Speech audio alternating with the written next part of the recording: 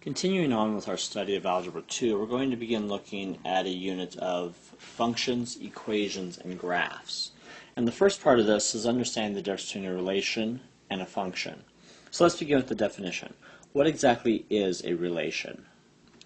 Most simply put, a relation is a set of pairs of input and output values. It's a way of relating one item, what you begin with, the input, to another item. Normally, in math, we represent these with numbers, but they can be other pairs of items as well. So when we are dealing with relations, we have four different ways that we typically address these or represent them.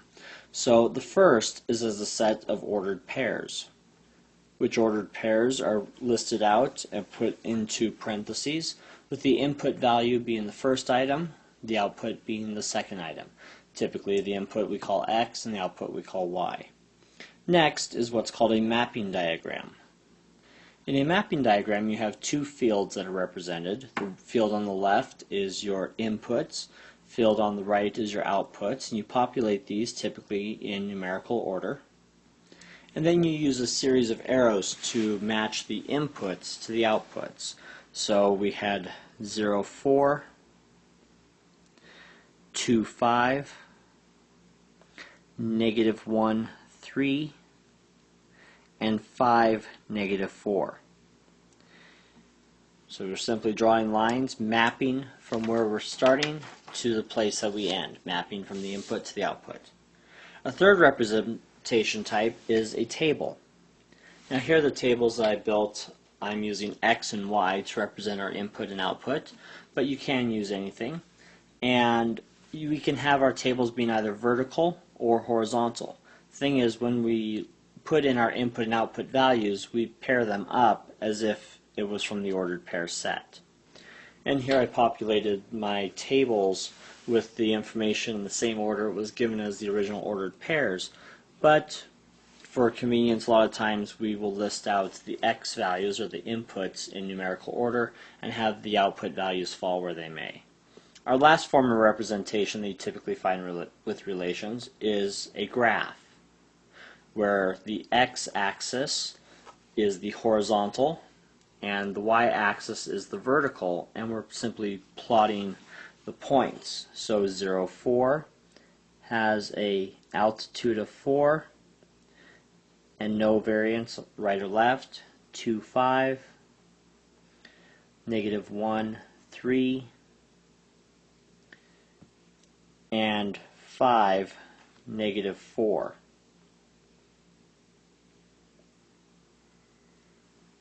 And we simply plot the points on the grid. Now as we talk about relations, some relations are different than others, and we can begin moving into specialized fields of relations, and that is the other portion of this lesson.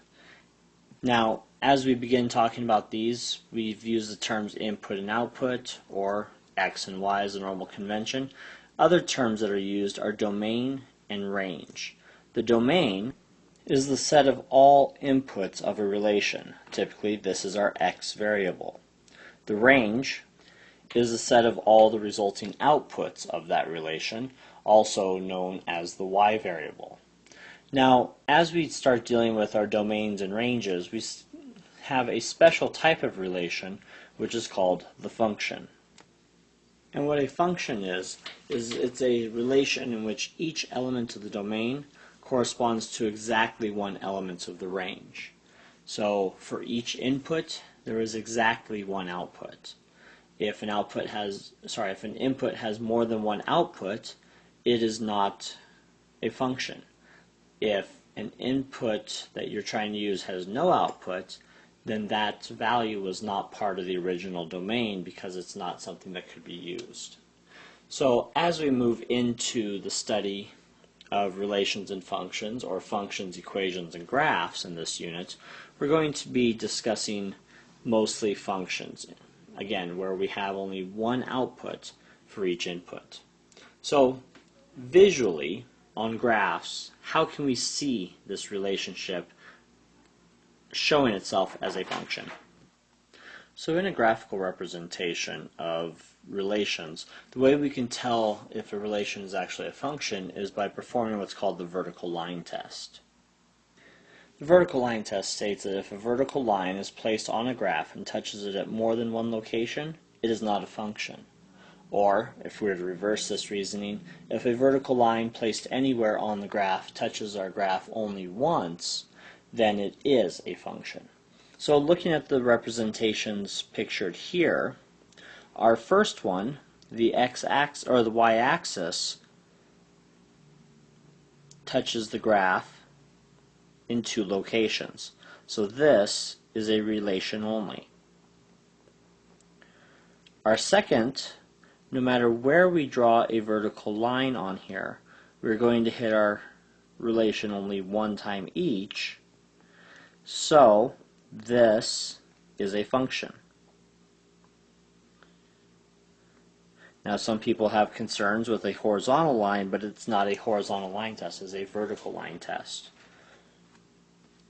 And in our last one, where we have the series of points, at the value or the line of x equals 2, we have this cutting through and touching two of the points, so this is also a relation. Doesn't matter how many times you have a problem, if anywhere it touches the line, our graph, more than once on a single vertical line, it is a relation only, and not a function.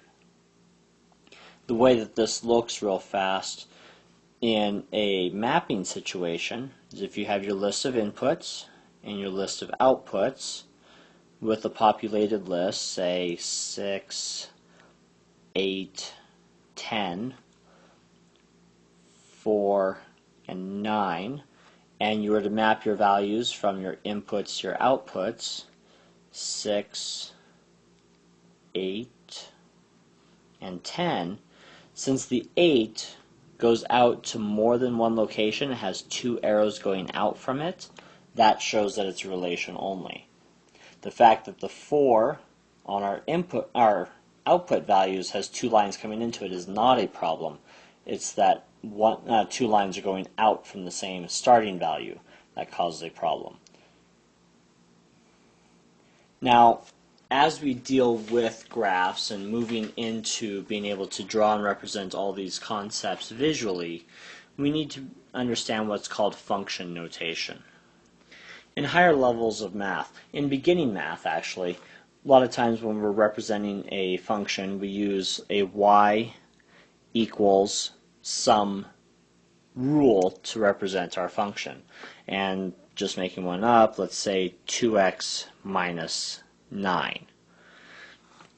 When we deal with function notation, what we're going to do is represent the function in terms of our input value. So we're going to say f in terms of x is equal to 2x minus 9. All we did was we replaced the output of y with a name of a function, f of x.